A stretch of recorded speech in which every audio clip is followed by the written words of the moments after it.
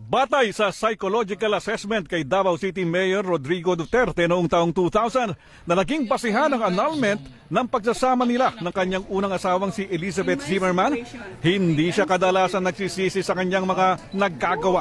Ayon pa sa psychological assessment, mayroong narcissistic personality disorder o masyadong nakatuon si Duterte sa kanyang sarili. At dahil umano dito ay nasasaktan at nababaliwala niya ang damdamin ng ibang tao maging ang kanilang karapatan, base pa din sa assessment na kasama sa court records. Impulsive si Mayor Digong at hirap kontrolin ng kanyang emosyon. Hindi rin daw nakikita ni Duterte ang epekto ng kanyang mga ginagawa sa ibang tao. Sa huling bahagi ng assessment ng psychologist, sinabi na wala siyang sense of guilt o pagsisisi sa mga bagay na kanyang nagagawa. At sa halip, binibigyang katuwiran niya ang kanyang mga nagagawa. Tumangging magkomento ang psychologist na nagsagawa ng assessment kay Duterte, bagamat kinumpirma nito na sa kanya nang galing ang naturang pagsusuri na kinatigan ng korte noon.